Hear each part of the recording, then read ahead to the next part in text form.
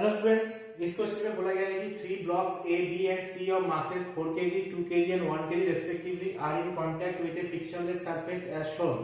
If a force of 40 newton is applied on the 4 kg block, then the contact force between A and B is. जब एक 14 block Newton का force ए block के ऊपर काम करेगा तो ए इसके ऊपर एक कांटेक्ट फोर्स देगा, ए भी इसके ऊपर एक कांटेक्ट फोर्स देगा और ए भी इसके ऊपर एक कांटेक्ट फोर्स देगा और ए भी इसके ऊपर एक कांटेक्ट फोर्स देगा। इन कांटेक्ट में फोर्स बराबर होगा, इन कांटेक्ट में फोर्स बराबर होगा। तो फ्री बॉडी डायग्राम ड्रॉ कर लेते हैं। ए के केस में 40 न्यूटन N1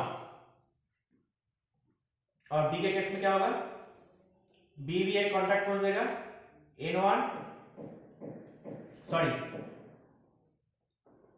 N1 का डायरेक्शन ई डायरेक्शन में होगा। N1 जो बी ए के ऊपर दे रहा है और ए वही N1 इसको रिटर्न देगा। ए न्यूटन ने बोला था N1 देगा और ये वाला सी वाला उसके ऊपर N2 देगा और इस सी के ऊपर N2 मिल रहा है और कोई भी फोर्स नहीं मिल रहा। तो हम मान लिया कि ये तीनों ब्लॉक एक साथ, कोई फ्रिक्शन नहीं है, फ्रिक्शनलेस सरफेस है, तो तीनों ब्लॉक एक साथ ही जाएगा। एक साथ जाएगा मतलब उसका कॉमन एक्सलेशन होगा। मान लेते हैं कॉमन एक्सलेशन ये है तो ये 4 into a हो जाएगा, इसका कॉमन एक्सलेशन 2a हो जाएगा और इसका कॉमन एक्सलेशन a हो जाएगा, क्योंकि इसका मास 1 kg, इसका मास 2 kg, उसके mass 4 kg। According to Newton F equals to a में F नेट कितना 14 minus N1 equals to 4a, equation 1।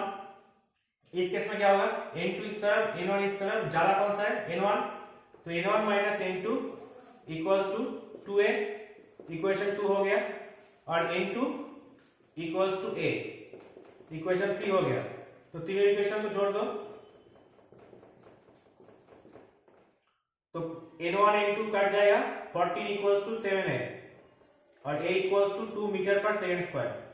बोल रहा है कि contact force between a and b is, A and B के बीच जो कॉन्टैक्ट फोर्स है उसको हमने N और M माना था।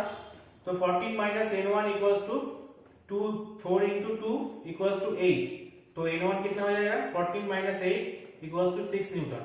तो ऑप्शन डी इसका करेक्ट आंसर। अच्छा क्वेश्चन था। इस क्वेश्चन को, ऐसे क्वेश्चन को सॉल्व करने के लिए मेरे चैनल को सब्सक्राइब कीजिए। अगर कोई भी डाउट है तो मुझे कमेंट बॉक्स में जरूर शेयर करना। Thank you.